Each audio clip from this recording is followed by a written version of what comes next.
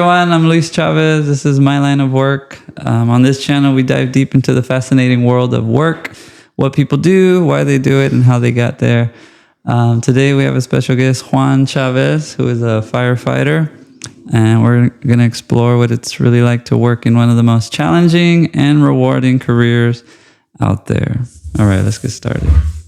All right, Juan, start with the basics. What exactly do you do as a firefighter?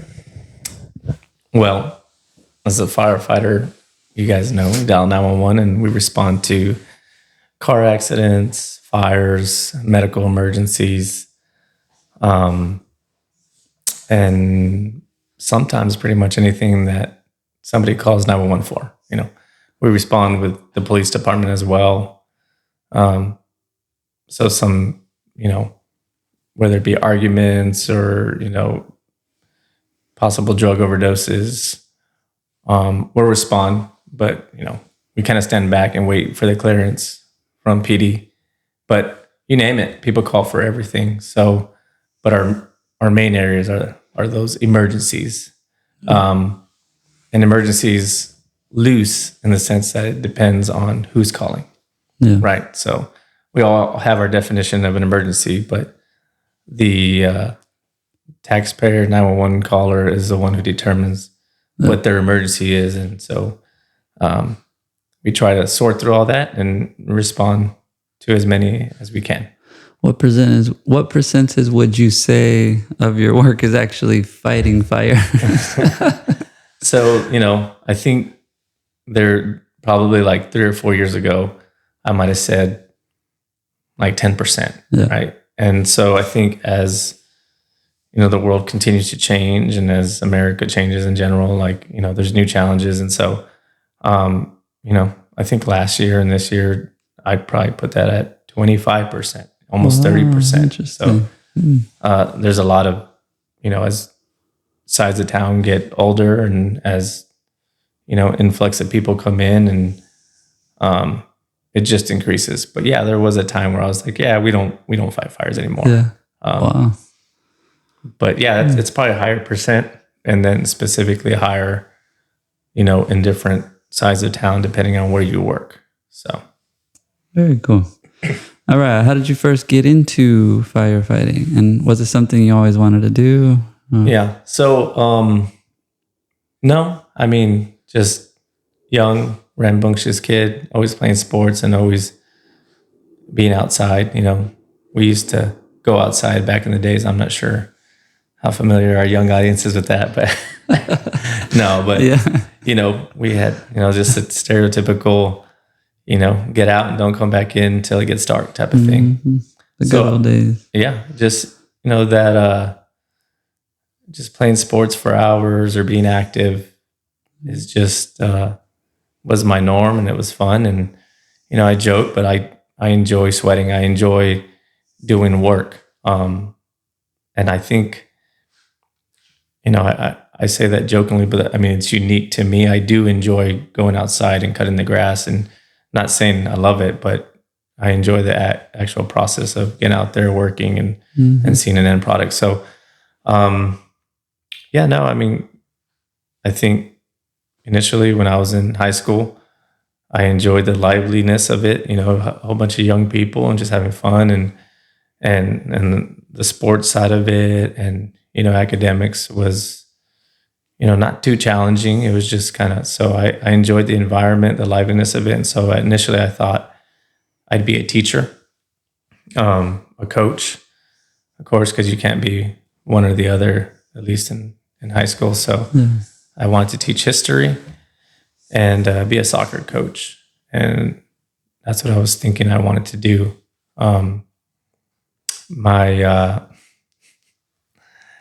Well, I think we talked about this already. I don't know, but my mom's ex-husband's daughter's husband was a firefighter, and I think he talked a little bit about it, and I was like, that sounds cool.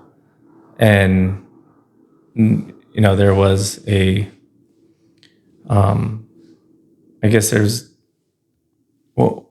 people used to think that, or not people think, but people would essentially just, there was a high divorce rate a stereotype that, they had a high divorce rate.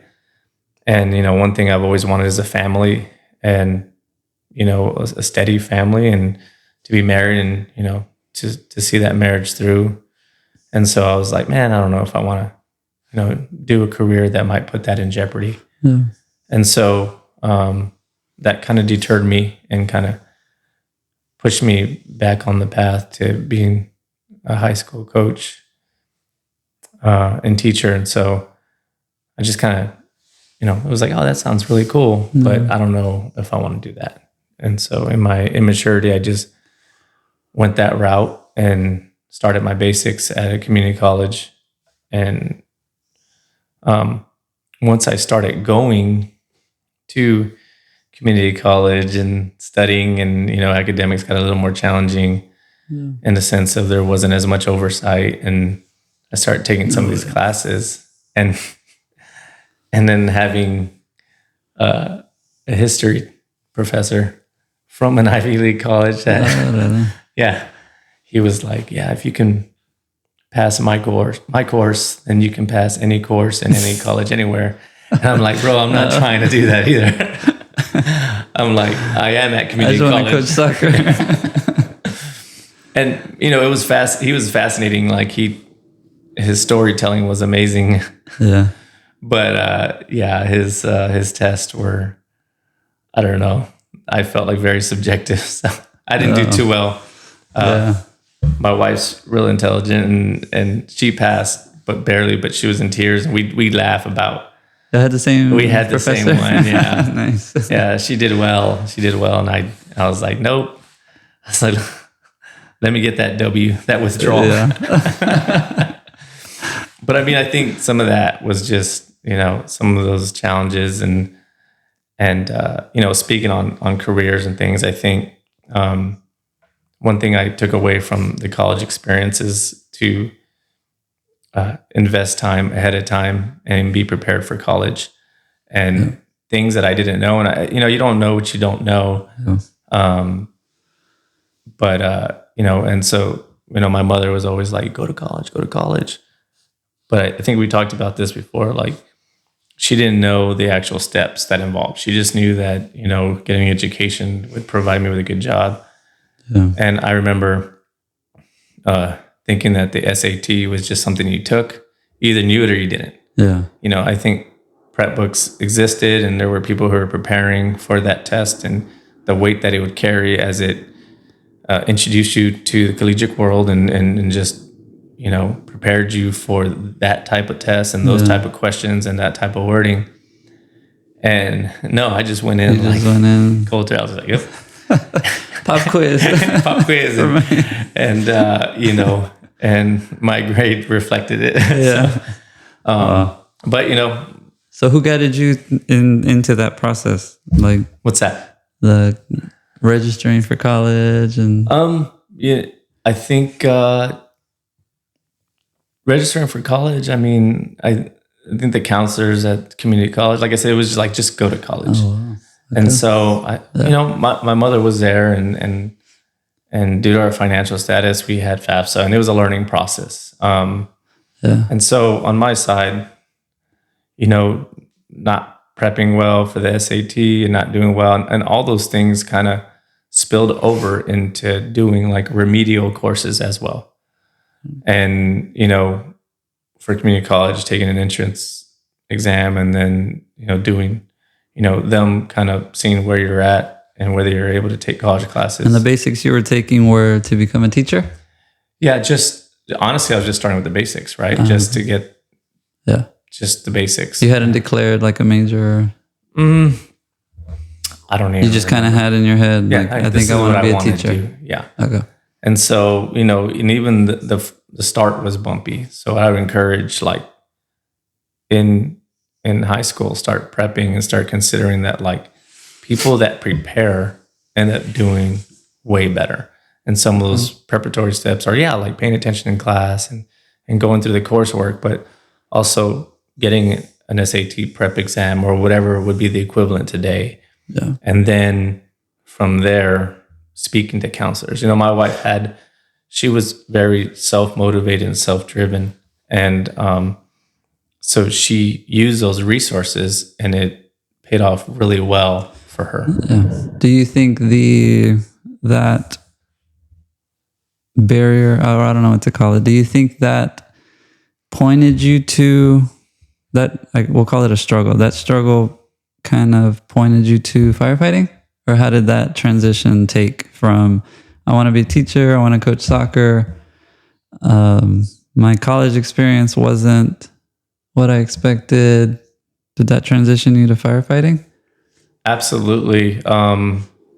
It did, because it was more challenging, and looking back, and this is fast forwarding and recognizing some of the things I've learned along the way. But yeah, looking back, that challenge, that failure almost caused me, I don't want to say take the easy route, but help me recognize maybe this isn't for me. Yeah.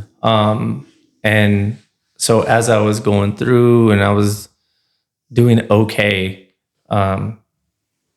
it was, I think it was just a regular coursework. And I'm like, man, do I really want to do this? Yeah. Like, it just wasn't my thing. And recognizing that, I was like, I don't know if I want to go to college for 3 more years and then, be teaching academics. And so I think be teaching a subject I withdrew from. Yeah. That guy wasn't fair, man. No, but even the work that it took, right? And so, like I said, I was immature, as young males can be, right? And it was just an epiphany that I had, a God-given one, where it was like, your life's going to be what you make of it, right? Like your marriage is going to be what you make, what you invest into it. And though that may be a stereotype, you don't have to contribute to it. And so it was a simple thought that came, and it was probably through failure, right? Like, do I really want to do this? And it was like, and I like that. That sounds super cool. Yeah. And so I pursued, from that moment, it was like, what do I need to do to become a firefighter? Yeah. And so that's kind of that turning point. Yeah.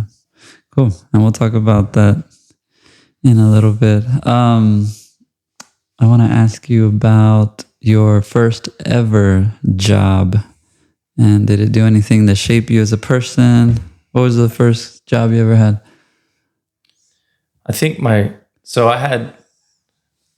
first unofficial job was being a DJ. Oh, yeah? Yeah. Not the wiki DJ, you know that. Yeah. So, but being a DJ that played at weddings, kind of putting in the CD and then mixing it slowly. So my stepdad used to own a business called Hot Ice Entertainment, and we would play for weddings and some high schools and middle schools and sometimes Christmas parties. And my dad was real big into music, and there would be a lot of times that we would, just sit around the living room and listen to music. So music's kind of always been in my blood and in my mind. Yeah. And so when we DJ'd, when my stepdad would DJ, we'd go and, we'd be the stereotypical like young kid falling asleep on the chair and like all hours of the night. And but just being around that environment and then getting to an age where I was able to recognize like, hey, like this particular song gets people out there, and this particular one always works. So this, like be able to read, I guess the crowd, and try to. And so anyway, so I was pretty good at that. And did y'all have CDs that y'all burned, or no, or you had to switch? Yeah, we never did anything illegal. No, actually we did. No, I meant like, like mixtape type. Like we're gonna have like a set list. It was actually like, no, there was no set list. It was 100%. You have this catalog of CDs, right? And you had these cases that were like that big, and they would have maybe 20 CDs in there, and you'd have to remember which CD and what Which song track? and which Wow. And so, and you know, it's funny, and I still carry some of that with me today. I'll be driving down the road. I'm like, I want to hear that, and I'll do like a little playlist for my kids, and they're like, "Oh, we love your playlist, Dad." I'm like, "Nope, it's up here."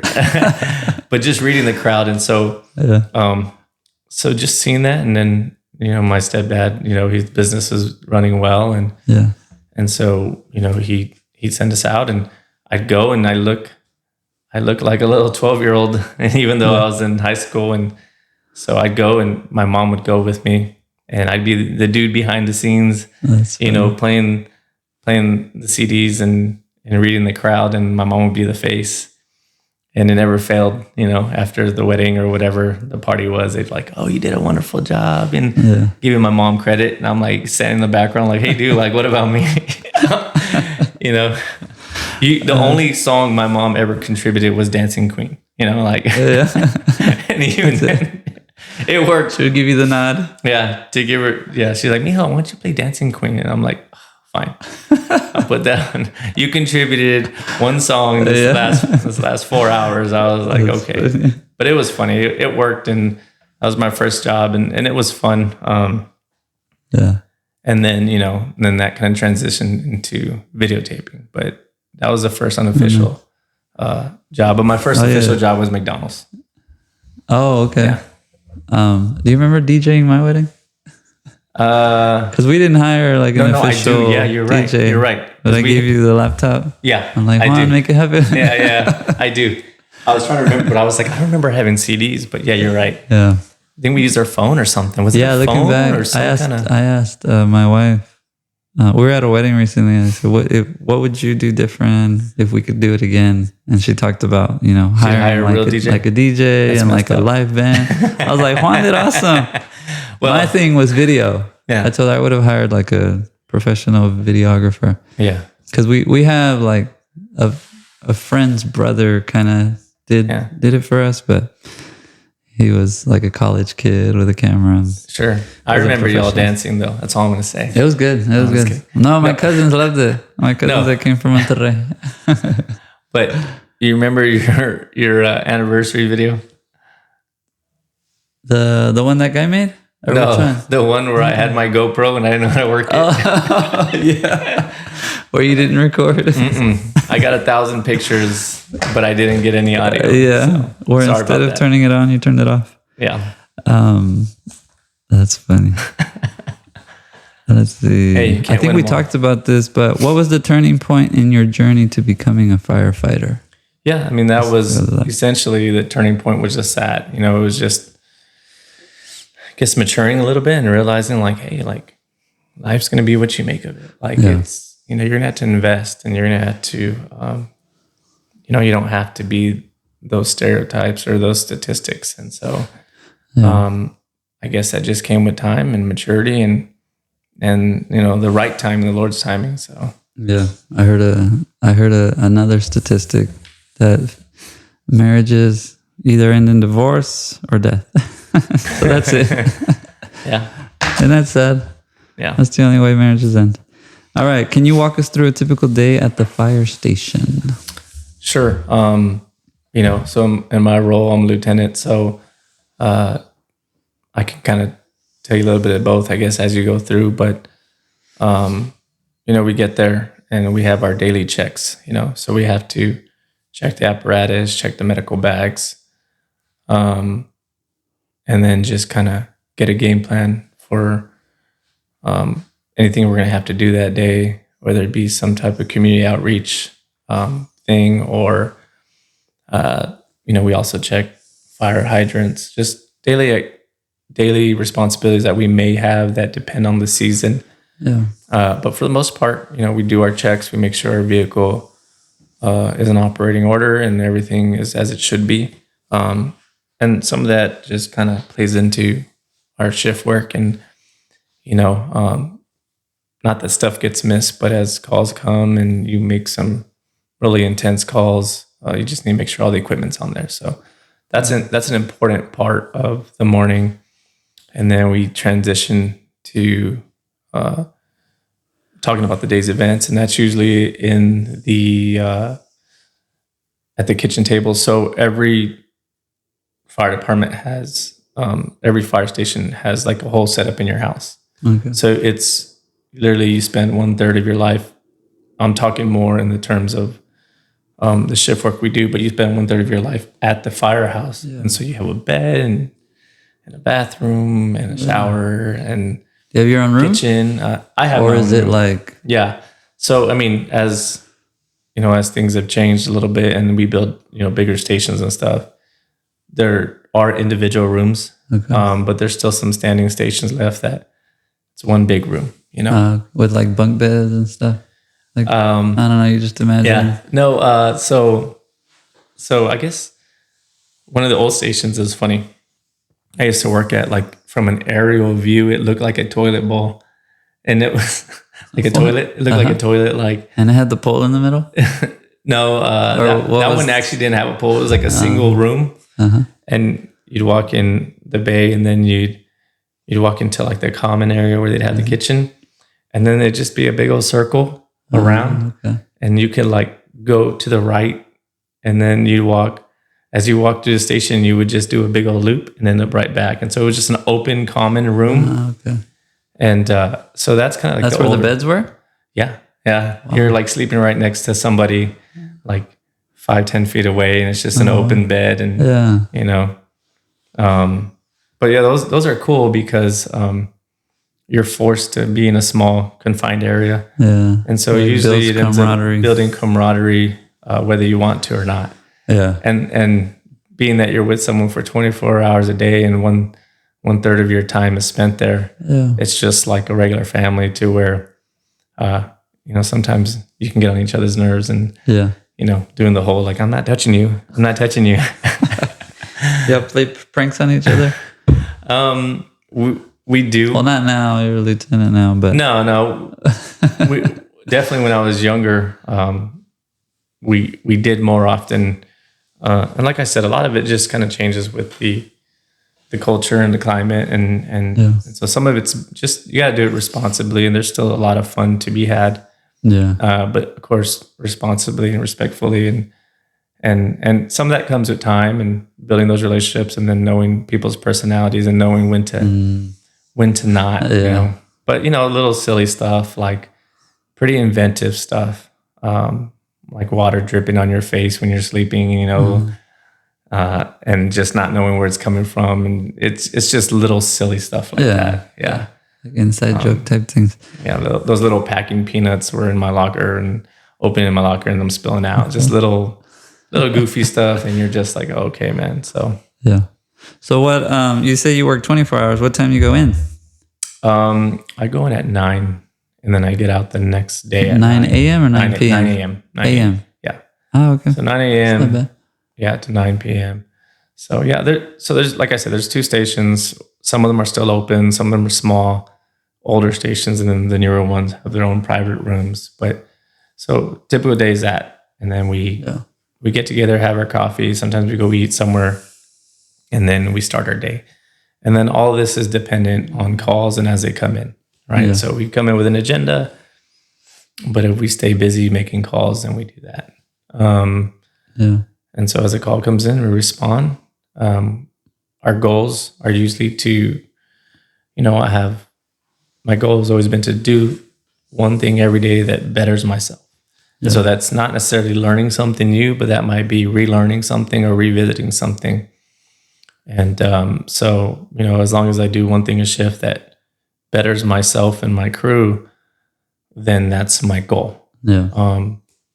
So doing that, and then job related for sure, because we do have 24 hours, right? So at that time we'll train. We will go and do some type of training scenario. How involved it is just depends on the day. And then after we train, we usually, by that time, it's around lunch. And then go to HEB and we buy stuff to make for dinner. And then get back, and then some of us work out and try to keep that level of physical fitness up. Sometimes we work out together, sometimes we work out individually. And then after that time, it's pretty much open or free time. And that free time exist in like we have a board game that we play. Some guys just relax and maybe watch some TV, stuff like that. Just kind of downtime, and as the calls come in, you respond, and then sometime around 5, then we start cooking, and then we cook the meal, we eat together, and then we do cleanup. So just like it's a house, we all have duties, and so we clean the house. Just whether is the cooking rotated, or is there a designated chef? Or? Yeah, so it is rotated. There's like, today's your day, and depending on the dynamics of your crew and what's going on, you either cook by yourself, or you cook as a crew. Okay. And so, and that's actually a really cool part of. That's a pretty interesting and fun part of being a firefighter, is that you get to taste like all types of food, cuisines, culinary experts. Like these guys, some of them are amazing. Really? Yeah, and interesting. And it's cool because it's like, this is my grandma's recipe, or this is passed down from so and so and so. Yeah.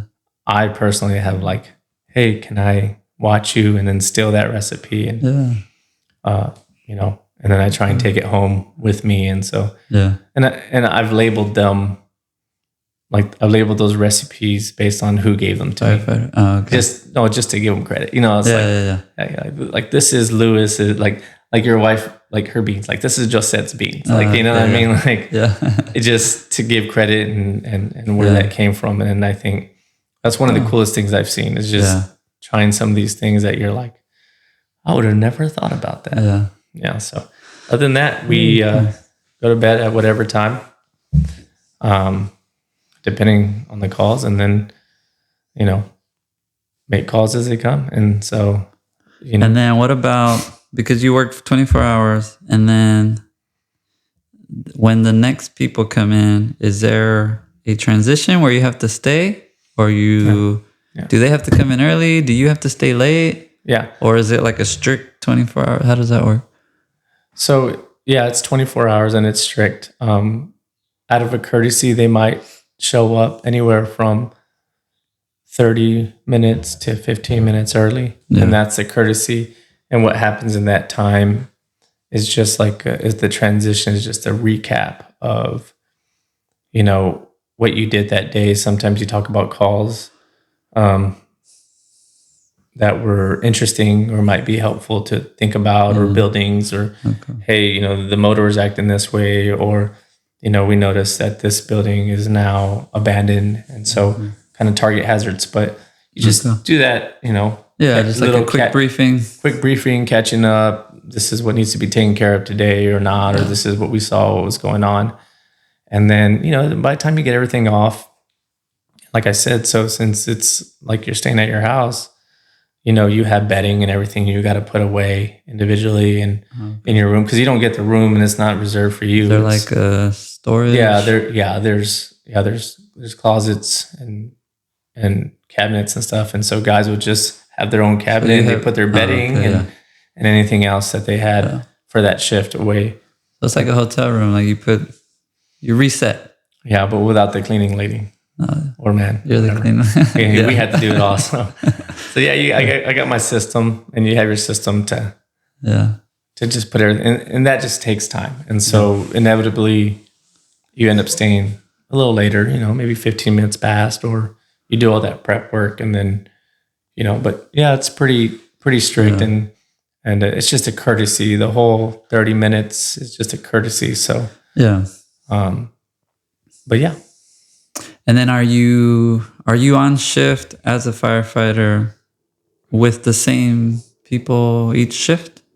For the most part, yeah. It depends on manpower, but there's every station's able to have a group, right? So you have to submit in time and seniority and rank play into as you put in for a station, right? So like if there's a station you want to be at, you put in for it and you get that based off of your seniority. Yeah. And so you end up trying to get a group of people that you enjoy being around, that you work with. Yeah. And so you work for them most of the time. Staffing levels will vary depending on the department, but some departments have higher staffing than what's permitted at the station. So let's just say that you have a station that has 4 people, and but you have 5 assigned there. One person goes out because we get vacation just like anyone else, and we get days off, and we have sick days. Yeah. And we have people who get injured. And so that's the minimum staffing's 4. And then the extra person that's assigned there will rotate and fill the vacancies in other stations as people take their vacation or they're injured or. Yeah. So a typical staff is 4. And then what is that comprised of? Like just 4 firefighters? So there's 2 firefighters in the back, and then there's an engineer, pump operator, and they're the ones that drive the fire truck and calculate the pressures for the hose, and everything on the fire engine, and then there's an officer an officer that directs. And very cool. Yeah. All right. What part of your job do you enjoy the most? I think, they have that saying that like, you never work a day in your life when you love what you're doing, right? Yeah. And so I really enjoy every aspect of it, even the ones that are challenging that, sometimes can be maybe frustrating, but, I know that I enjoy those too, but ultimately I think, helping people, as much as that sounds cheesy, like it's cool to go somewhere and then someone needs something and you can supply that need, right? You can be the person or the group of people that can help them with their situation and whatever that is. And so I think I find the most fulfillment out of that, because even like there's days that we don't make as many calls and it feels kind of like, oh man, I kind of want to make some calls and help some people out. And it's not necessarily, the big stuff, but it's the small things, like someone just needs something, they're passed out because it's hot, or not passed out, or they're exhausted because it's hot. And you're like, hey, like here's a bottle of water, those are the ones that I think, I feel like, how you respond. Yeah. How you respond to people when, maybe you might not agree. The legitimacy, I think, says a lot about like how you can be with society and stuff. Like I enjoy that aspect of it. I enjoy, as cheesy as it sounds, like giving good customer service and treating people well. It just feels good to be nice to people, right? So I think that's what I enjoy. And then of course, coupled with that would be just the variety of it all. Every day you go in and you're like, I'm not quite sure what we're going to do today. And that's really cool. Yeah. You don't get stuck in a routine, even though there are things that are routine. Yeah. There might be a challenge that you've never faced. And I mean, every call is going to be different, right? And even the ones that are the same. And I think that's the biggest thing that you gotta fight against sometimes, is like, oh, this sounds the same. But you have to give that particular scenario the benefit of the doubt and just say, I'm going to go in blank slate and see what's going on here, and then try to help the situation in a positive way. That's good. Is there a part of being a firefighter that people might not expect or find surprising? So I think a lot of people, and this is specific to where I work, or I guess I would even say Texas, but a lot of people don't recognize or don't realize that EMS plays a big role. Mm-hmm. And so they think firefighting and they just think, or they imagine whatever they see on TV. Yeah. Like you said, how many fires do we actually make? Yeah. But, there's a big medical aspect to it. And it's really probably, the heartbeat of our job. Yeah. when you consider that whether it be 80 or 90% of our job is it, it's part of it. So when you come in Texas, for the most part, you have to be fire certified, and then you also have to be at minimum an EMT basic. Yeah. So there's three. One, I think now there's only two levels, but it's EMT basic and then paramedic. Yeah. And so I think that's a shocker for a lot of people. They're like, "Oh, I didn't know I was going to be on an ambulance too." And does that happen at the academy? Like you get the training together? Yeah. So there's two avenues to being a firefighter in Texas, but specifically, for a bigger city that has the resources to put you through their own academy, you will get that. You'll get the EMT training, and then the certification. You have to take the national registry, is like the test that you take to be qualified as an EMTB, and then you transition from that to the fire academy. And then when you graduate, you're a firefighter EMT basic. Okay. That would be. And can you do anything with the EMT basic outside of? You can being a firefighter. Sure. There's. Or do you have to go?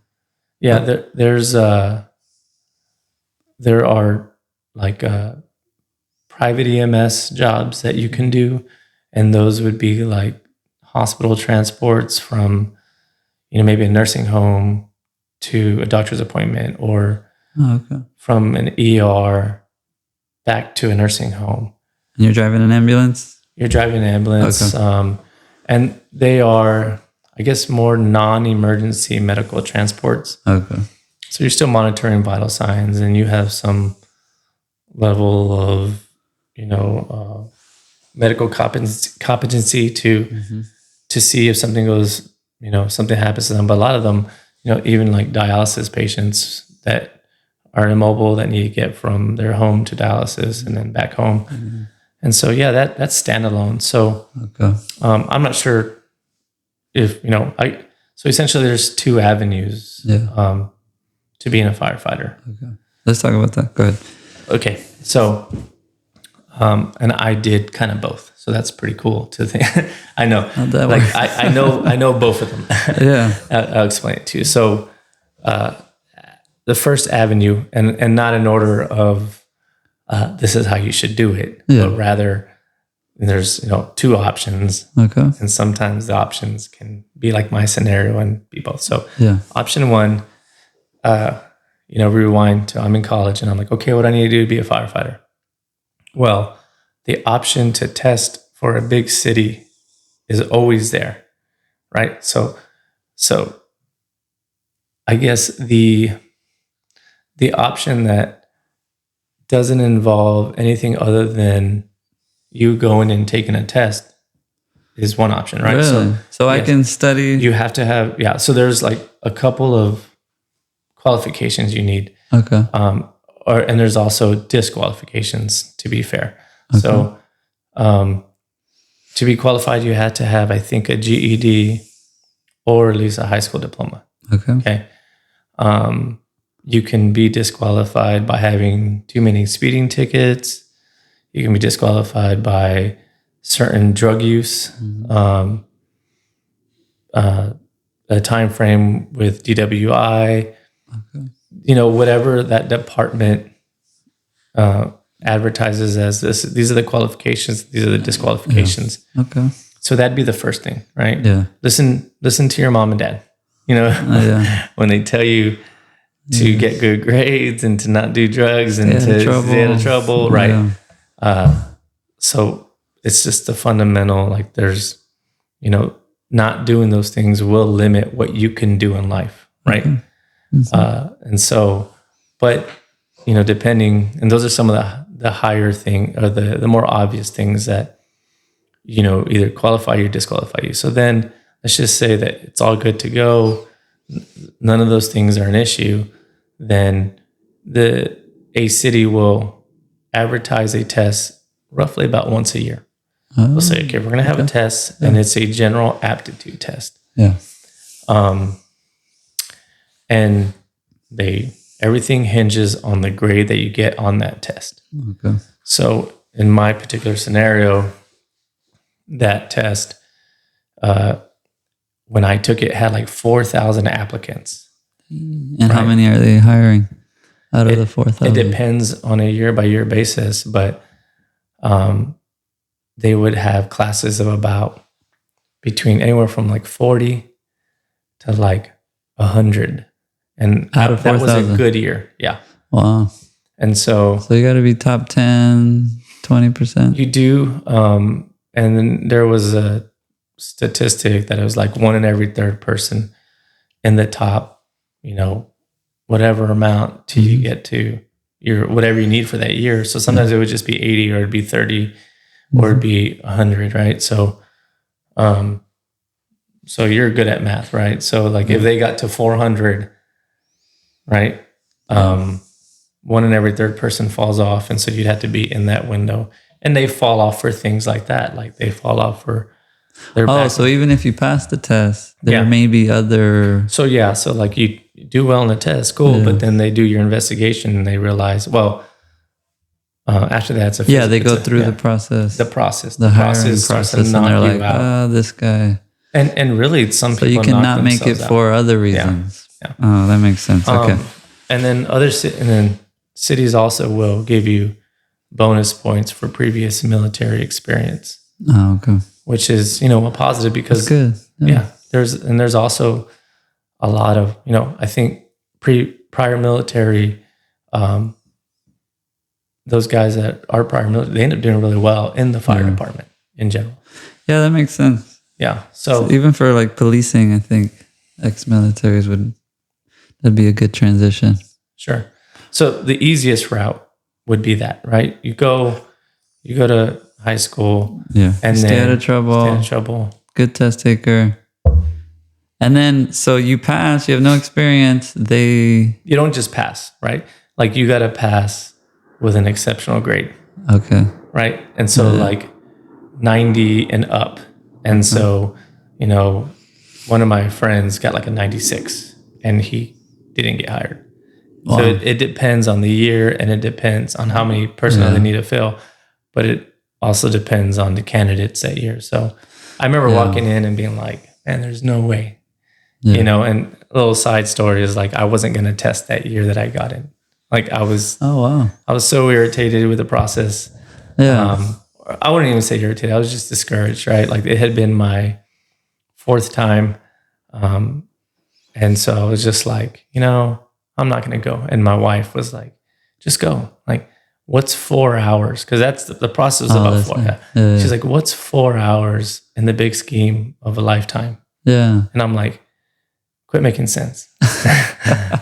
See, that's why we need to listen to our wives too. But I went that day and I went and I went and I ended up doing really well. And that was the 4th time you said? That was the 4th. I call it the 4th passive time. Right. So, and then do you mind sharing your grades for the times you didn't get in? Were you high? I do mind sharing. No, I was kidding. No, I mean, they're either like 80, 83, 86. I think 87 one year. And then the year I got in, I got like a 93, I think. Oh, nice. Okay. Yeah. So I'm trying to, so like, I guess I could tell you my story, like in terms of, I'm trying to be a little more organized on how to do it so it's not confusing, right? So I will summarize real quick both routes. Okay. So first route is college, or at least a GED, stay out of trouble, and then you can test. Yeah. And then if you do really well, then you go on to a physical test and then a background test and then a psychological test. And then there might be some other test in between there, right? But lie detector test, and then you get in, right? So, and then once you get in, you go to the academy. They pay you a salary. It's not very much when you're in the academy, but they're also paying you to go to school. Okay. Okay. So you get accepted. You start. At that time, that process took a year. Okay. So from the time you tested to the time you went through all that, it'd be about a year. So whatever you're doing in life, you're doing, But as you're meeting these different points in the hiring process, you're just trying to get through that. Yeah. You know, physical fitness test. Okay, get into that. Next is this. And then then you get a letter of acceptance. Then you go and you get beat up for a couple of months, right? Like you go to the academy and I think the first week is a really bad week. You know, it's a lot of physical fitting, a lot of physical work, and it's taxing on you, and that's just part of the process. Yeah. To see you come in, prepared, and they give you a heads up on all this, like, hey, it's going to be a tough, physical, demanding time.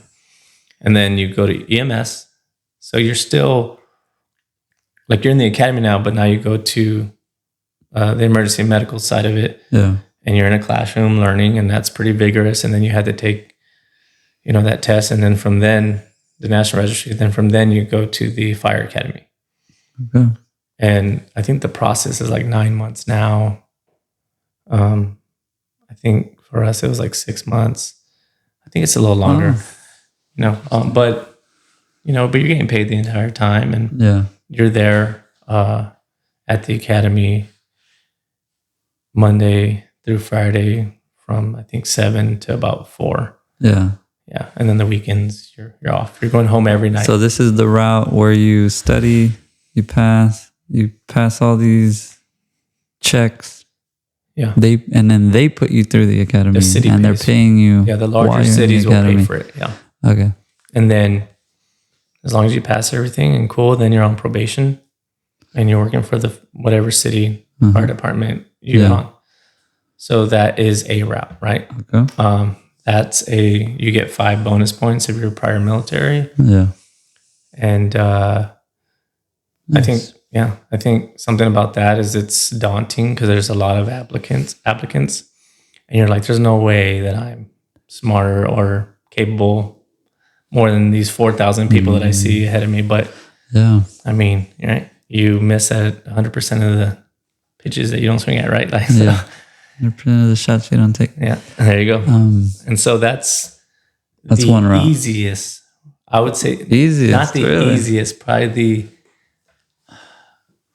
easiest in the sense that it doesn't cost you much. Oh, okay. It could be working anywhere. Because your investment is passing that test. That's it. Right. And there are things you can do, just like we talked about the SAT, that can better prepare you to do well on that test. Right. And is there a cost to taking that test? No. Really? Just your time. Yeah. It's free? It's free. Wow. Yeah. And so, what I would encourage if someone is really considering that route is to invest. Well, one, just invest the time beforehand. Like there's practice tests. Most cities will offer practice tests that are relatable because they're general aptitude. Study guides. Yeah. Not a general study guide, but one specifically geared to what they're testing for. And then, so I would recommend that. They do really well. Like there are programs that will, if you dedicate your time to, you can do exceptionally well. Wow. Which again, I didn't know that. Yeah. So now the other option, and that's if you want to work for a smaller city. Yeah. Like our surrounding cities like Cibolo, Schertz, Selma, Seguin, New Braunfels, is that you have to already be credentialed and certified before you can apply there. Okay. So the way you do that is there are colleges that offer not necessarily degrees, but they offer the trade school to become a firefighter. So that's the way that I went. So I was like, hey, I want to be a firefighter. At that time, San Antonio College, and I think they still do. And in that one, you pay? Yes, you pay. Okay. You pay. Is it expensive? It wasn't too bad. Back in the day? Yeah, so that one, I was like, hey, I want to be a firefighter. Okay, cool. Okay, well, just like most careers, right, there's like, oh, well, you have to be accepted. Yeah.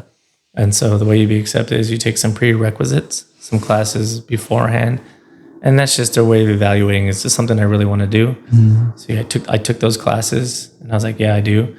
And then once I had those prereqs, I applied. And depending on demand is how you get in, just like any other, like just like most careers, right? Yeah. You get accepted to the program. And so Yeah. I got accepted,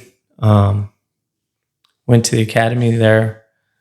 It was a good academy. And then when you're done, you come out and you're a certified firefighter, Yeah. recognized through the state of Texas. Okay. And it's like, cool, what can I do with that? Absolutely nothing, right? You can't do anything unless you have your EMT. Oh, so you didn't get your EMT there? I didn't get it first. Oh, okay. And so that's why I think this is kind of important. Like, so everyone wants to go straight for that pride. Oh, I want to be a firefighter. So they just go to the fire academy. And then you get the whole like, by the way, you also need to be EMT in Texas. Yeah, no one's going to hire you without. Wow. And so you had to go back? Or how did you get that? So SAC, again, offered EMT basic, right? Okay, I have to be an EMT also. Okay. So then, and I got in that program, and that one wasn't long. It was like 4 months. Okay. So total, maybe looking like at a year of schooling. Schooling's not hard, and the fire academy can be challenging. You have to be in some sense of, have physical fitness. And then, so now I'm out and I'm an EMT basic firefighter. Yeah. And then here's another problem. There's a whole bunch of those. Okay. There's thousands wow.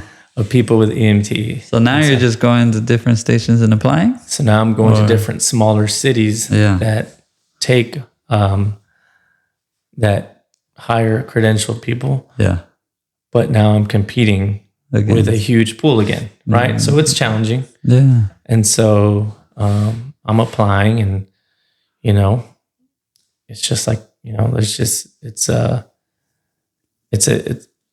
a scenario where like there's just so many options for them to choose from that like you just have to find the right. And so but I will say is like, don't be picky. Is there any way to differentiate yourself? Yes. And that's be a paramedic. Oh, okay. So nationally, there's a shortage in paramedics, right? So what I always tell people, and nobody wants to do this because like I said, you asked me what's the most surprising thing is like, oh, you have to do the medical side of it. Yeah. But paramedics are pretty invaluable because of their scope of practice and what they can do. And it really separates you. There were guys out of the academy that were already a paramedic. Yeah. And when they got out of the SAC academy, they got job offers. Oh, so that's they the were difference. Already paramedics. Yeah. Okay. So I tell people, I tell young kids that are in high school and they want to be firefighters, and I tell them this is the best route to go, I believe, if you want to be a firefighter. Yeah. You need to, whenever you're out of high school, some high schools will now offer your EMT basic in high school. Oh, nice. So you can do that if you want. I think some might even do the fire academy. But nonetheless. They're trying to get that here. Okay. Yeah. Yeah. So I would say that, if you really know you want to do that, then definitely try to go to one of those schools where you come out at least with your basic. It's going to buy you some time. But if you don't, let's just say you're whatever, you don't have that option. So when you get out, go to paramedic school. Yeah. Like go straight to paramedic school. Don't stop at basic. Don't just apply. And I think that's a year and a half. So it's a year and a half. Just paramedic is a year and a half. Paramedics, I think, a year and a half. Okay. And you have to have EMT basic to get into? You don't have to have anything, no. Oh, you can just go straight to paramedic. Yeah. Okay. Yeah, I mean, sure. Do you recommend getting EMT basic and then going paramedic, or no? Just don't even think about EMT basic. Just paramedic is. Just think about paramedic. Okay. Because you'll learn all that stuff. Like, if you go just for a paramedic course, you're gonna have to progress through that. Yeah. So by the time you're done, you can graduate a year and a half, I believe. I mean, these timeframes might have changed, and you'll have your paramedic. And as a paramedic, you can work in a lot of different places. Yeah. You can work as an ER tech. You can work for those private ambulances as I was telling you about. You can work in medical trial places. Like you can make money Yeah. and like make pretty good money, and that can stand alone by itself Yeah. as an option. Okay. So I would say do that. And then, of course, apply for the fire academy. Yeah. In between, as you're doing this, you're testing with a bigger city, Okay. right? Yeah, So they're two separate things. You're like, I'm on this road here, Yeah. and if I work for a smaller city, cool. Yeah. If that's where I want to be, or even so. Yeah. But in the meantime, I'm going to continue to try and get on. And if I get picked up, just Cool. they're going to put you through the They're going to put academy. me through anyway. Yeah. Right. So then, Interesting. yeah. Okay. So you got your paramedic. Now you're going. You apply for the academy. And in the meantime, you know, we said paramedic takes 1.5 years. That's 1 year that you could have tested for a bigger city already. Yeah. And maybe you get in. Cool. Yeah. But you're not wasting any time. Yeah. Right. You're moving in a forward In that direction. Yeah. And then it only helps you in your career later on. It doesn't ever hinder you. Yeah. When I got into the academy, I was a paramedic already, and I had to go through the EMT basic course again. But really, I just sat there and just kind of brushed up on some of the stuff that, you know, textbook wise. It only helped me. Yeah. You know, when guys are stressing out, I was like, I'm already credentialed. I'm here, and I still have to pass the test and all that, but I don't have to pass the national registry because I already passed it. Yeah. So that would be the plan of action. Go through and then, and then let's just say that you still don't get on with a bigger city. And now you have your paramedic and your fire, and you can go and apply. And chances are very likely you'll get a job really quick. Yeah. Really quick. Yeah, because you're competing against EMT basics. Yeah. So Nice. I like that. and my scenario was I did that. I worked for and don't be picky on where you're working initially. Yeah. You may say, I want to be in door. Dallas. Get your foot in the door because it only helps you along the way. Yeah. Because what happens is, let's just say that you're working for a small department, or even let's just say that you're in Dallas and you don't want to be there. You're like, I want to come back to San Antonio, or you want to go somewhere else. Like, the fact that you've been there counts for something in regards to the hiring process. They're like, oh, this dude's been doing it already. Mm-hmm. And so it does separate you. So I would say you can't be picky initially, unless, if everything works out in your favor, cool. But so I worked for a smaller city, Seguin, and then I worked for them for 2 years. I got my paramedic there. And they hired me mainly because I kept bugging them, because I was part-time initially. And I'd call them every day, hey, you need me today? Hey, you need me today? And they're like, man, this guy really wants to work here. Yeah. And so they ended up hiring me full-time, and with the requirement that I would get my paramedic within a year, or else they would fire me. Oh, nice. So I was like, cool. Yeah. And so I was there. And did they pay for your They didn't pay, but they did have some leeway for me to go to school. Oh, nice. Which was really cool. Yeah. And so I was there for 2 years, got my paramedic, and then applied for New Braunfels. Yeah. And then I got hired with them. And then I applied for a bigger city. Yeah. And then I got hired with them. And so when I say it took me 4 years, it was passive. I was doing the job already. I was doing what I wanted to do. And I would just kind of go and take that test for the big city, because it's like, oh, it's a big city. Yeah. And so I didn't invest too much time into prepping for the big city test. I was just kind of going through and then just seeing what happened. Mm-hmm. So that's how I say passively. I wasn't intentional. I think if you're intentional, you could probably get on the big city faster if you do the prep work beforehand. So when you say you were already a paramedic, it's when you passed the test for the big city, you had already been at a smaller station, got your paramedic. And so then when you passed, now they still put you through an academy, even though you had already been working? I had already been working, and it is what it is, right? Because it's their academy. Yeah, it's their academy. They want to make sure. Oh, okay. They just want to, this is how we do things.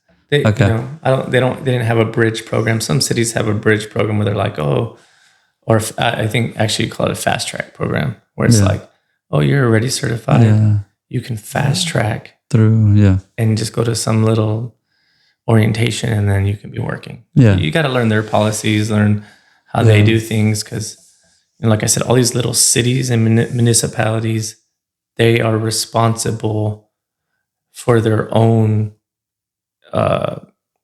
first responder first responder and like PD and fire and medical. Like the city of Schertz is responsible for their own. Yeah. Right. The city of San Antonio doesn't cover Schertz's responsibility. Their municipality, their government, elected officials are all in it. So that's how you have to see these departments. Like, that's why you have Schertz Fire Department and Cibolo Fire Department and San Antonio and New Braunfels. And so, they wanted to make sure that you understood their policies, their procedures, and how they operate.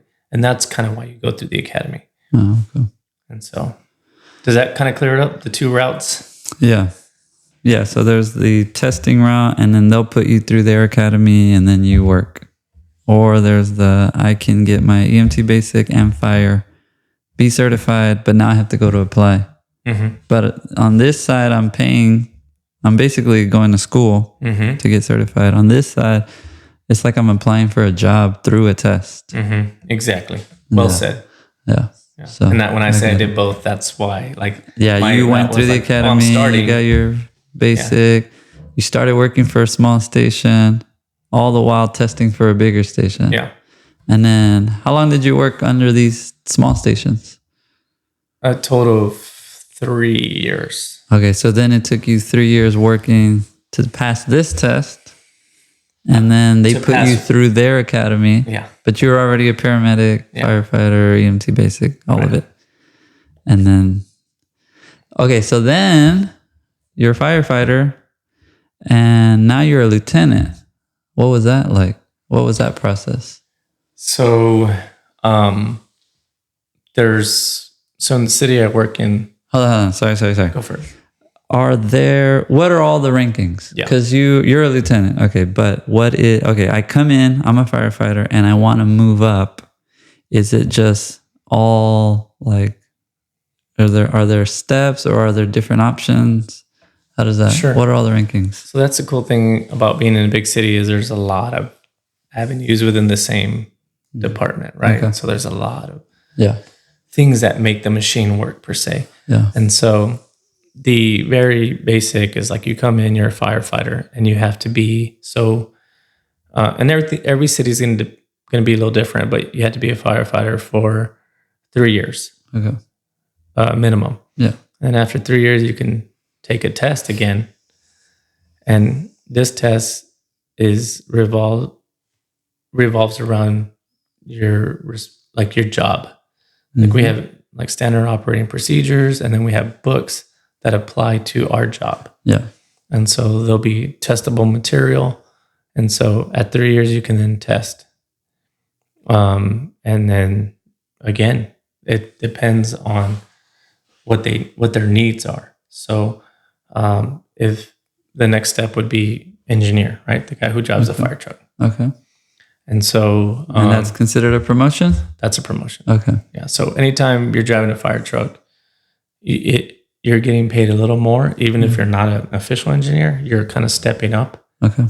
But it is a promotion. Yeah. Okay. So you test for engineer, and you're either one or two things. You're the guy that drives a fire truck, or you're going to be the person on the ambulance.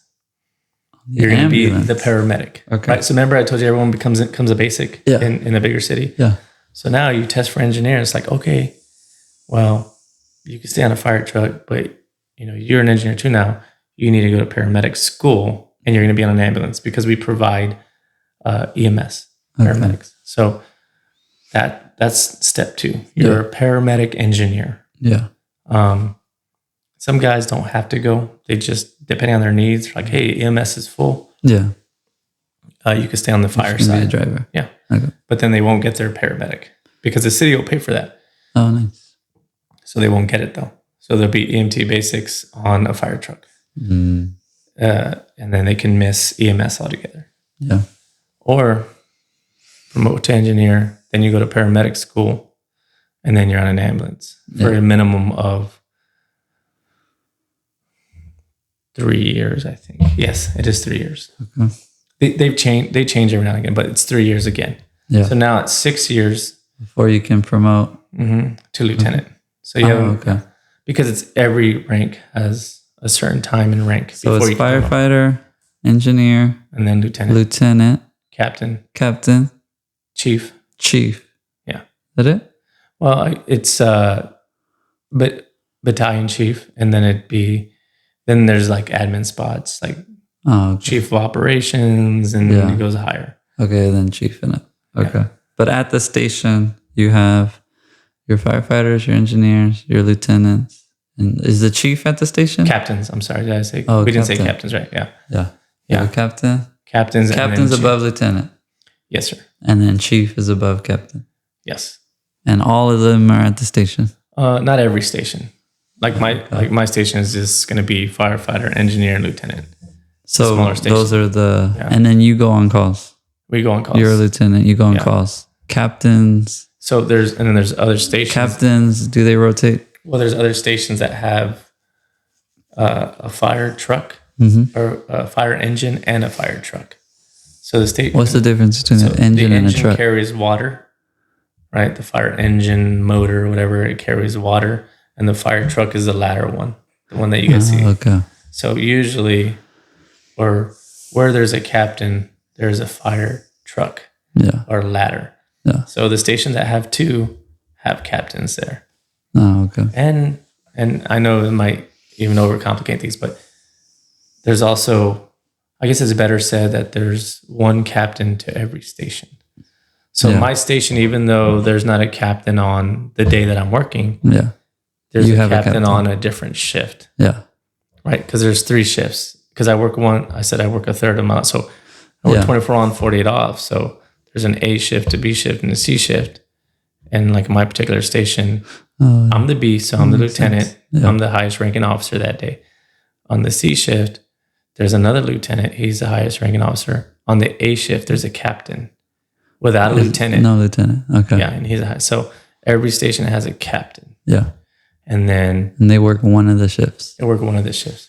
That makes sense. Yeah. And then the stations that have 2 apparatus, an engine and a ladder, have captains as well. They have a lieutenant and a captain on each shift.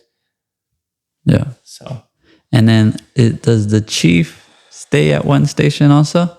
he does. The chief is at a central station according to the number of stations he's responsible for. So But he's just one. so he would be He oversees several captains? he oversees several Person? stations more than anything. Yeah. Oh, okay. So he oversees like maybe 6, or depending on the size of the district. But there's like, we call them battalion chiefs. So battalion chief 1 or 2 or 3, and they would be responsible for 4 fire stations or 7 fire stations. Yeah. And so they oversee the administrative purposes of those stations. Yeah. You know, just So if I'm a firefighter, do I ever need help from the engineer? in what sense? Like, is it that type of ranking? Yeah, it's very paramilitary. Okay. And so, there's that rank structure. Rank structure is like the officer has the ultimate say over the crew. But yeah, I mean, there's that like, hey, you're an engineer. It counts for something in the sense of like, like we divide the Responsibilities. I'm getting hungry. Yeah, we divide the responsibility. So like, with me, I'm like, hey man, like the firefighters on the back, I like to give them a lot of ownership where I'm like, hey man, like that's your role. That's your responsibility. Like, yes, I'm here to oversee. Like if you need help, if you have a question, or if there's you can use me as support. Yeah. But this is your role. Like, And then the fire truck and everything, what you're doing. everything involved in it. Yeah. It's like, hey, that's the engineer. Yeah. Yes, ultimately the firefighter should help you make sure the bags are checked, but it's your job to make sure they're checking the bags. Yeah. And then it's my job. And then you have your role. Yeah, I have my role. It's more safety driven, honestly. Oh, okay. It really is. It's more safety and it's more looking and strategic. And so, yeah. Very cool. All right. What do you say is the toughest part of being a firefighter? I think, ultimately, I think it has to do with like the stress level, and stress can be anything from it's gonna vary Yeah. on the individual, but like it is stressful to go into someone's home on their worst day. It is stressful to wake up at 2 or 3 in the morning. So I would say probably there's certain aspects of stress, and they relate to sleep deprivation. As much as I love the inconsistency of it all, right? Like I like the variety. It plays just a role on your body, you know. Yeah. And then that's probably the hardest thing. It's just the sleep deprivation. And, you know, when I get days off, I recognize like, oh, I'm a different person when I get sleep at night. And so I think that's probably the hardest thing. Yeah. Yeah. I read a book called The Sleep Revolution. And it was very eye-opening on the importance of sleep. Yeah, man, sleep is huge. I think they do studies with animals where they deprive them of sleep, and some of them end up dying, but they go crazy. They just, I think sleep is very, very, very important. And so, interesting. For anyone watching who dreams of becoming a firefighter, what advice would you give them? I know we touched on it a little bit, but what would you tell? I don't know. Or is there any advice that you were given early that kind of stuck with you? That you can kind of pay forward? No, I mean it's a job where, you know, it's service, right? And so some amount of service takes sacrifice. I think if you see that side of it and you recognize like I'm here to serve people, that's going to take you very far, like in like so many different avenues of the job, so many things that it's going to ask of you, right? Like, yeah, I'm sleep deprived, but I wouldn't do anything else, right? Like I love serving the people. I love serving, you know, the camaraderie. Like there's a certain level of service that just takes sacrifice. It's not easy, and it can be, I don't know the term, like you can always make more money doing something else. I'm not saying you don't make any money. I think personally we get compensated well. I'm not complaining about that, you know, but there is a reality where like you realize like, oh, this is why. Yeah. You know, some of the things you're exposed to and some of the things you see and some of the things that you feel, it's just a reality. So I think that's probably the biggest advice. I think what keeps me grounded is this, my relationship with God. Like that's really what kind of keeps me, I guess keeps my mind and myself at peace with some of the things that you have to endure. Because there is a reality of like you do see you see the worst of people, and then you see the worst of their situations, and you have to be able to separate that. So my thing would be just leaving it at work and trying to be as healthy as you can, and recognizing that it is a very it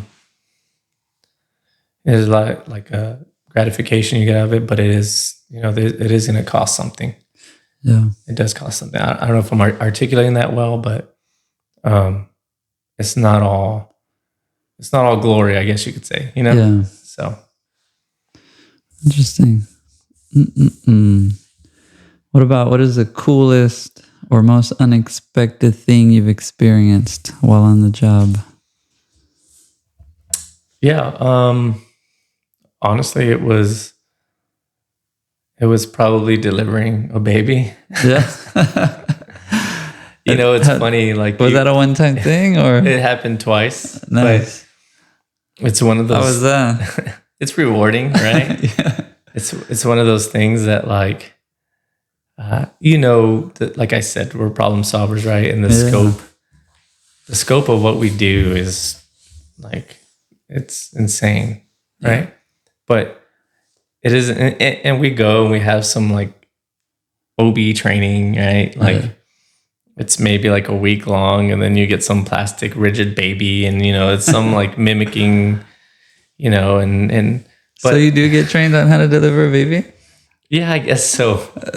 But you also you get trained, like you get trained on it. You do. Yeah. But you also like, there's like, oh, if things go wrong, this is what you do in here and this is what you do there. And, Yeah. but I think at the end of the day, like nothing prepares you for some of the things that you don't expect. And it was like when we delivered this baby. What was the call, or how did? It was quite comical, right? Because it just, we were going, and you get notes and you get ideas of what you're gonna arrive at, roughly, just with technology. And we have these computers, and they're like, oh, they're on the side of the road, and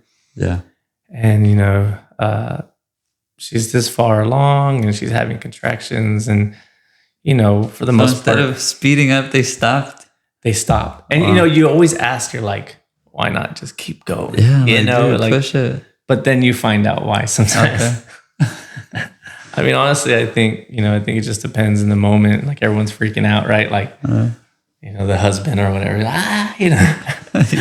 stop over here, pull over.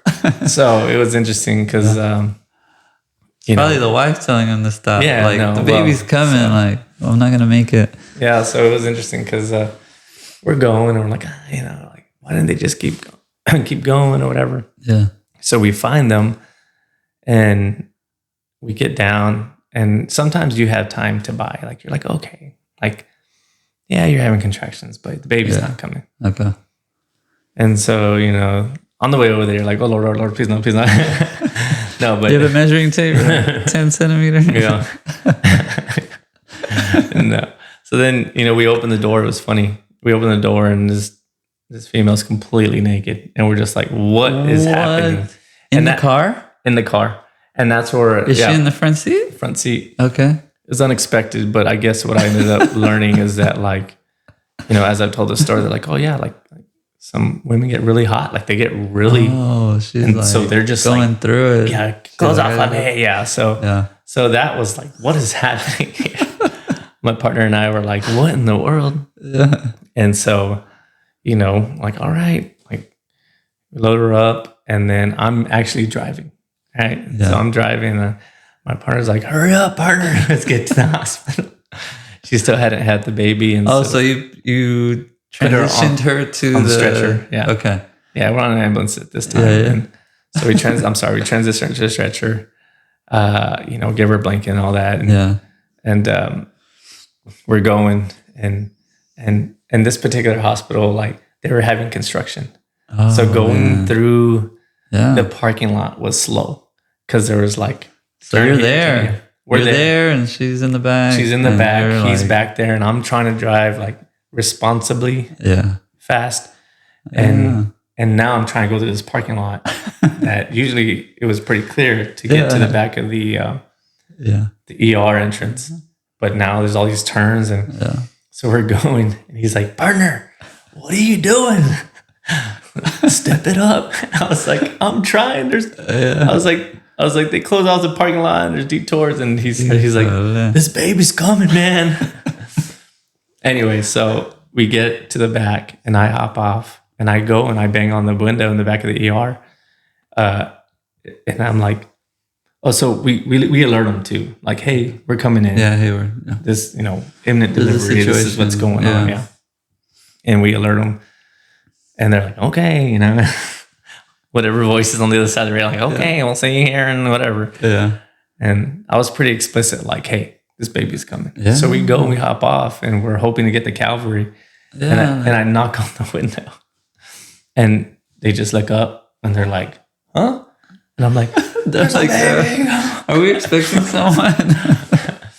And I run to the back of the unit to find, this lady, like she's sitting there, and she's crowning, like the full deal, like baby's coming. Can't hold it. And then you just remember your training. You remember moments of it. You're like, oh, apply pressure and this and that. Yeah. And so I'm like, you know, putting pressure on the baby's head. And then my partner's at the front. He's getting all the prep work that she needs.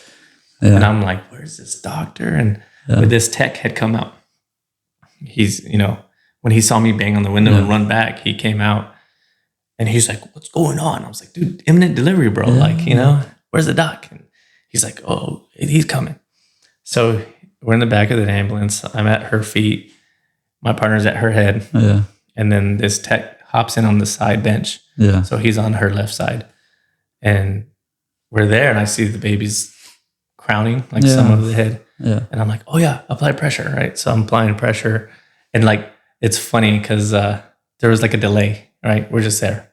And I'm like, oh yeah, we got to tell her to push. Oh, wow. So, I mean, the baby wasn't like moving because she wasn't pushing. Yeah. And so it was funny. You know, what seems like forever is, you know, isn't. But so I'm like, okay, you know, ma'am, let's go ahead and push, okay? Yeah. And so she's like, you know, pushing. Yeah.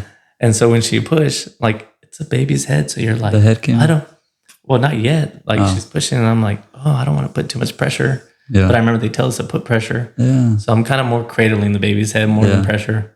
And she pushes, man, and that baby shoots out. The whole thing, like, on one shot. Right? Yeah, it shoots out. Wow. And that dude, that tech, he has like football hands because he goes whoosh, like that, right? Yeah.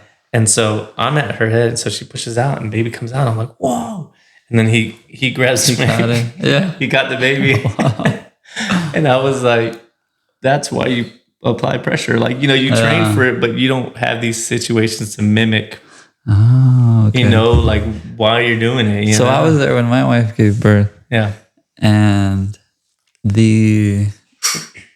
every time, because we have 4 kids, every time the head came out first.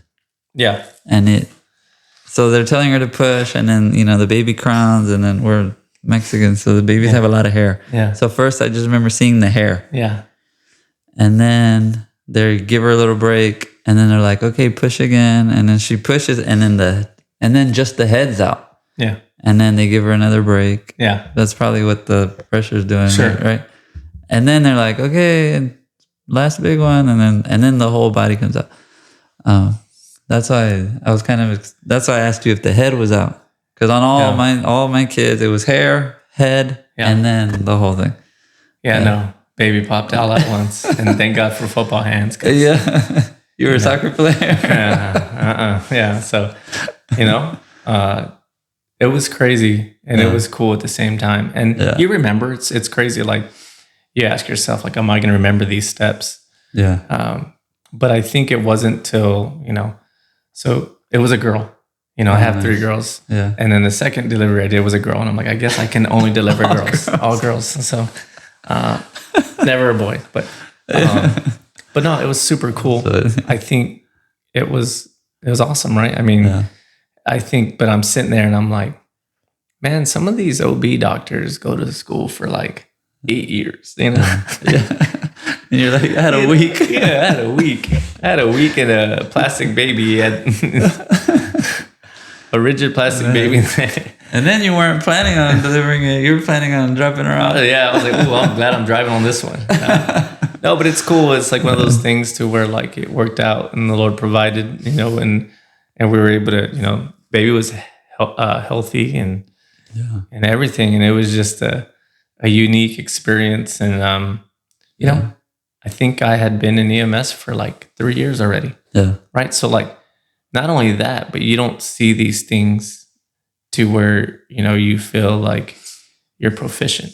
I think what's cool is that as long as you're diligent and responsible, and I was always like, I'm going to look over this. Like, who knows the day that I might have to deliver, right? But so I would brush over it. And honestly, like, that's supported by good recertification, a good medicals. Like they do teach you, and I probably had seen it a couple of times. But I mean, I think it's like anything where it's when you actually do it is when you learn and you get the reps and you. Well, and even doing it well. So hats off to the ladies because they do all the work. Really, I didn't do anything. Yeah, they do everything. Kind of guiding. Yeah. So, I mean, at the end of the day, you realize how little you really do, but Yeah. they did it, and thankfully everything was happy, healthy, and came out good. But it was super cool experience. And just one of those things where I was like, oh yeah. So then the baby delivers, he catches, and then, we're going through the process of like stimulating the baby, umbilical cord, all that stuff, suctioning, not in that order, but suctioning and then stimulating. Yeah. And then doctor comes out, and, this is in the back of an ambulance bay. And he comes out and he's like looking up at us, and we look back, we're like, hey doc. And then we're like, we just delivered the baby. And he's like, I don't have gloves. And then he runs back inside. He leaves. He goes, I don't have gloves. We're like, okay. He takes off. I'm like, where's the doc go? Did you have gloves? Yeah. Oh, okay. No, but it's like, where's the doc go? Yeah. We need you, doc. He leaves again. Oh my goodness. He takes off inside, and then we're like, let's get this baby inside. Yeah. So it was an experience, but I mean, that's what the job is, right? Like, we're problem solving in environments that are not controlled, right? Yeah. So that if you like that, vulnerability, or that, that environment, a little bit of chaos, controlled chaos, then the job's kind of cool for that, because nothing's the same, right? Yeah. The cool thing is, though, after it was like, okay, check. And then the next baby was like, I got this. Been here. And that one was a little more complicated because the cord was wrapped around the baby's neck. But, everything in its due timing and everything worked out there too. So cool. But it was, it was one of those, it's just cool moments, and you feel like cool. Yeah. Was So. there, I've heard of like people keeping in touch with, I've never had that. Like, and I don't know, I guess I'm a little offended, You would think, right? Yeah. Like, but you don't know, like, what I don't know is like, does she even remember half of it? Yeah. But I mean, there have been scenarios where these people come back. Well, I mean, to you, it's much more meaningful and memorable. Yeah. I think. To her, it may have been chaotic. Exactly. To you, it's like, man, this is special. Yeah. Yeah. And then to the mom, it's like, oh, we finally get to the hospital, and finally, my baby's safe. My baby's safe, and that's all. Yeah. Not that you don't matter, but I don't matter in the scope of it, right? She's like, this is, No, for sure. And I mean, I don't take it that personal. You have heard those stories where like, and they do go back. Some people do. Hey, this person had a hand into my life. This person that. At the end of the day, I mean, when I know what I did. I know. Yeah. Like, I know. You carry that with you. Yeah. It's like, I don't necessarily need the recognition. It would be cool to see that. Wow. You're like, oh my gosh. This is what you became. Football hands football hands probably deserves more. Yeah. But I was like, your head's nice and round because I didn't put that much pressure. No, but it was cool. It was funny. The second one, it was more controlled in terms of like my confidence and all that. And so I was like, hey, Dad, you want to cut the cord? And he looked at me and he was like, really? He almost threw up. It was funny. Because it's like, you don't want to take away those moments from people. Yeah. And so it's like, hey, okay, did you want it? And he's like, and he takes off. So he's like, I need gloves. He's like, no, I don't have gloves. Oh man. I have a question that I prepared. I think is going to be interesting. How do you see the role of firefighters evolving with advancement in technology or changes in our society? Yeah, I think. Where do you see that going? So we've evolved in that as being professional problem solvers, we've taken on roles that go like outside the scope of just emergency medical response and firefighting, right? And car accidents. Yeah. I think technology with in respect or with technology. respect There to you go. technology. Thank you. In terms of that, I don't know. I think everything's real expensive right now in terms of like recognizing the need for it in firefighting and then making it affordable for these departments to issue out. There's technology out there that's like, man, this would really aid in this scenario. Yeah. What I have seen though, so right now I think it's too expensive. It's available, and it's available in like Iron Man type stuff, right? Where you're like, oh, I got a thermal imaging camera and this and that. But not everyone can afford that, and even larger cities can't. Yeah. And so it's going to be it's going to take a while, I think. It's going to take Elon Musk taking an interest in being like, well, we can probably do it better and cheaper. I want to fight fires. Yeah, exactly. He's going to get bored building rocket ships and having them land perfectly. He's going to be like, but yeah, I think technology is there. It's just too expensive. But that being said, I think what has positively made a turn for was that like we're being more intentional about fire dynamics and how the fire responds based on like ventilation profiles. And so we're more intentional about like before it was just like a joke, but it was like, oh, put the wet stuff on the red stuff. Yeah. Right. And there's some truth to it. At the end of the day, you just got to get in there and do it. Yeah. But there's also, I think we're more calculated and we're trying to be more intelligent about how we approach things. Yeah. And there's tests being done by NIST, it's like the National Institute of Science and Technology, like where they simulate modern day construction and houses and then they sit there and they see temperature differences on how and when we apply water, how we introduce ventilation. And so they're doing these tests, and it's really kind of educating us on how to really approach something strategically and intelligently. Yeah. So it's like, positive. Do you go in knowing what kind of fire? Because I would imagine, I don't know, but I would imagine there's different types of fire, right? Like there are electrical fires, there are, like different chemicals react differently to, right? Yeah. So going in, you're like, okay, do y'all know ahead of time this is this kind of fire or? Yeah, so there's like I said, there's like a mobile data terminal. It's basically a fancy acronym for a computer that's in all the fire trucks, and our dispatch will put notes in there, right? And then we started doing something where it's like if you call, since everyone has smartphones and a camera, whatever, they'll send them a link. Yeah.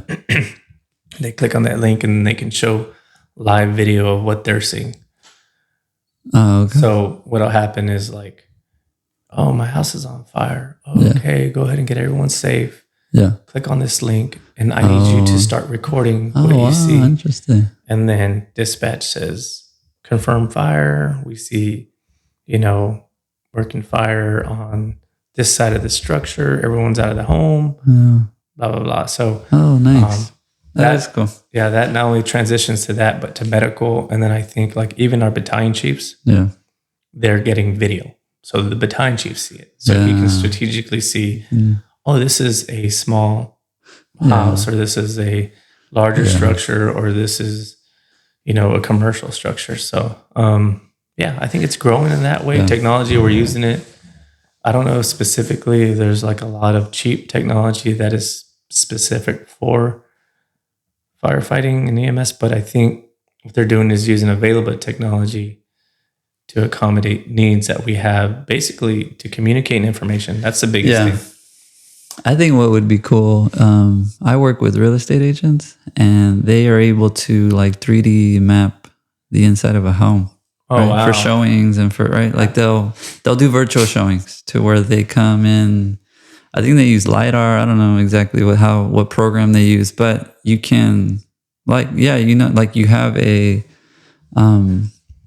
like a 3D model of a home, right?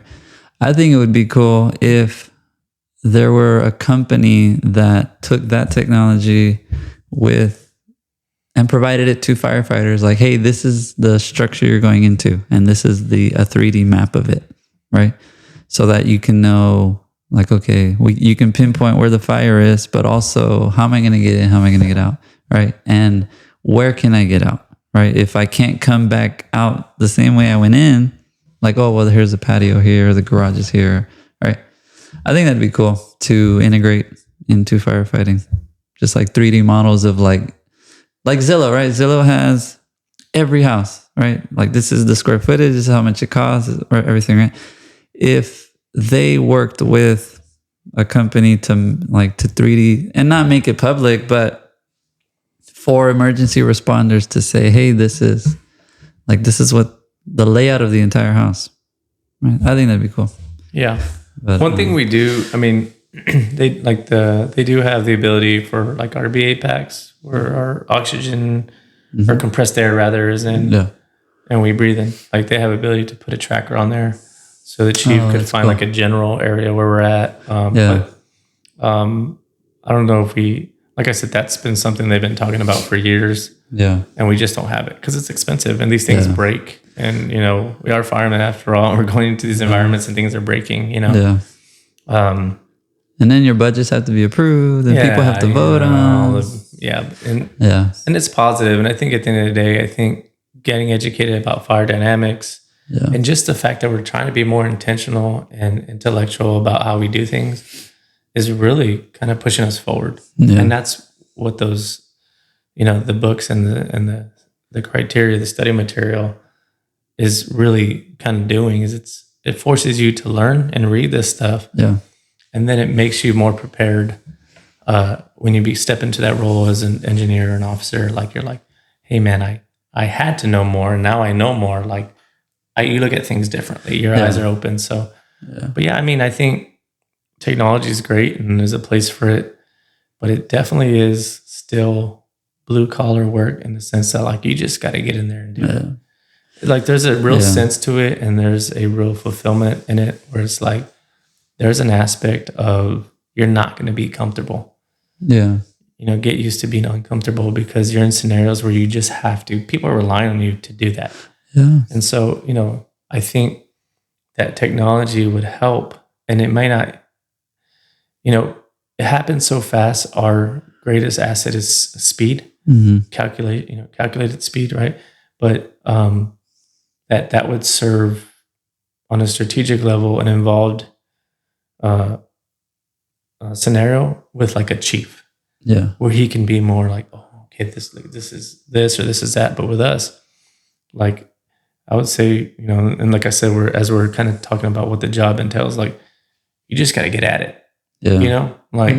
This hole is not going to dig itself. You got to get in there and you got to just beat the ground up, like type of thing. And so there's an aspect of that I want to express because I see that maybe.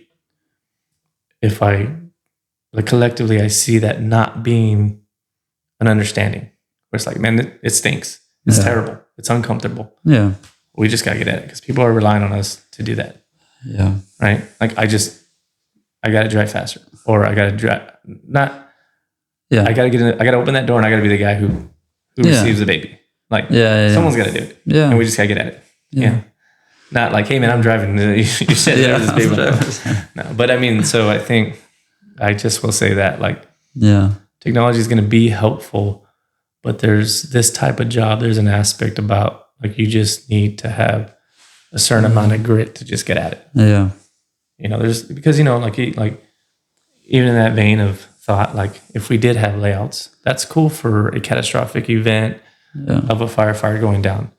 Greater would be like conditioning, recognizing, anytime you go in, you try to be familiar your whereabouts as much as you can. Yeah. But you have people that hoard, people that, add on to their home. You get things that change so much. Yeah.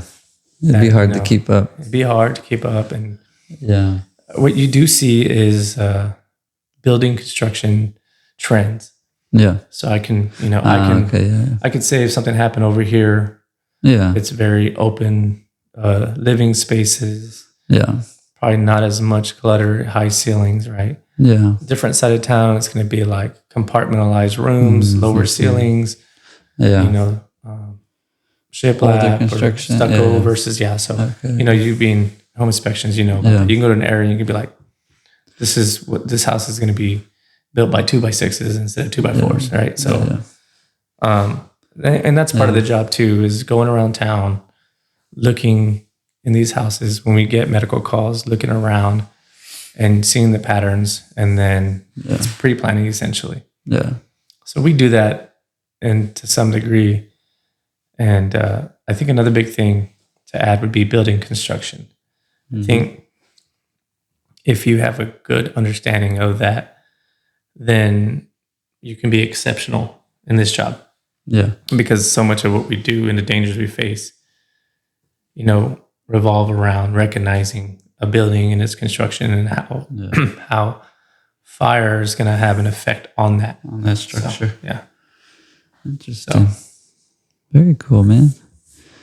All right. Well, anything else you want to add? I'm kind of towards the end of my questioning. Yeah, no. I don't know. I hope I answered your questions as best as I can. Yeah, I mean, we just want to. So the reason I started this channel is just to expose, young adults, teenagers, to what's out there, right? But not only what's out there, but what it entails. Like you said, how to become a firefighter. You laid out 2 plans, and then once they become a firefighter, they know they can advance to engineer, and then lieutenant, chief, captain. I may have not gotten the order right, but there's advancement opportunities, right? You talked about how at the end of the day, you guys are problem solvers, right? You said 20% of your job is fighting fires. 80% of it is, other things, but the full scope, I think you summarized it well by saying we solve problems, whether that's going into a fire and figuring out how to fight it, or there's a medical emergency, I need to figure out, what's wrong, or there's a baby coming and I got to figure out the doctor doesn't have gloves and I got to deliver the baby. Yeah. And so I think that's a good way of putting it, right? Because my 2 older siblings are engineers, and they always talk about how they're problem solvers. They solve problems. And so I relate problem solving to engineering. So when you first said that we're problem solvers, I'm like, oh, that's interesting. And then you went into customer service. And that's what I see I do. I own a home inspection company. And when people ask me, hey, what's the most important part of what you do? And I tell them it's customer service. Because anyone can learn to inspect the home and do it well and learn about, electrical, HVAC, plumbing. But if you don't serve the customer well, if you don't build a relationship with agents, like, you're not going to be a successful inspector, no matter how much you know, right? So same thing, you can be very fit, have the most technology, but as a firefighter, if you don't know how to solve problems at an instant moment, right? Or however that's needed as a firefighter, right? So, no, I think it was good. Yeah. Thank you for sharing. And engage, I think when you live somewhere and you think about where you live, initially you're like, oh, I like my house, I'm comfortable. But, I think you also like feeling safe. I think you like knowing that, and I think that's why people tend to love first responders, whether it be police, fire, EMS, is that because when you need them, you have a sense of confidence of oh man, they're good. They're there for us, and they keep either us safe. And so customer service is huge because it plays a big role into where you live and a sense of I guess I don't know the term, but finding joy in your community.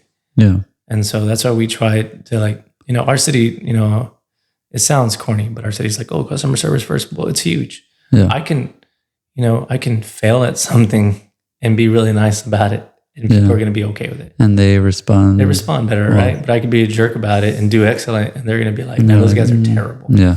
And so it's huge. And sometimes you're dying to yourself. And I'll say this last thing, like I always tell everybody, like, because you have all different walks of life. You have from really wealthy. I mean, it's a city, from really wealthy to really poor to middle class or whatever. Yeah. And you have to be able to relate and connect on all those levels, right? For someone who's really educated, like they have to believe that like you know what you're doing.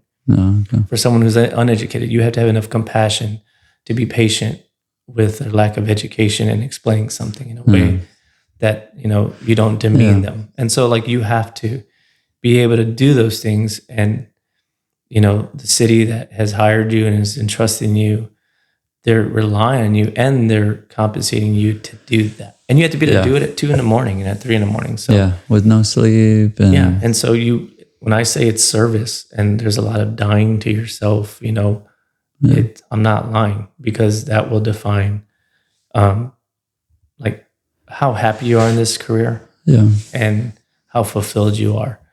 And I really like, I don't know who said it, but like it's something I kind of hold on to. And it's for those difficult times. Like if you can't change your circumstance, change your perspective. Like, right, if you can't change the fact that you got to be up at 3 a.m. to help this person that scratched his foot when he, or stubbed his toe when he was walking to the bathroom. I'll change my perspective. And that's like, oh man, like that's terrible. You know? Poor guy. Like, well, I mean, that's terrible. Stubbing your toe is no fun. Right?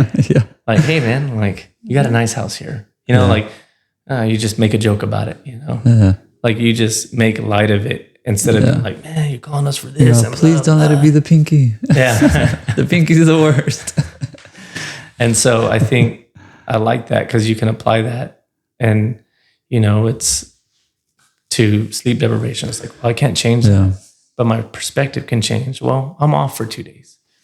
And I can, you know, sleep elsewhere. I can be with my family for 24 hours instead of 3 hours, or like, so you just got to look at the positive and change your perspective where you can.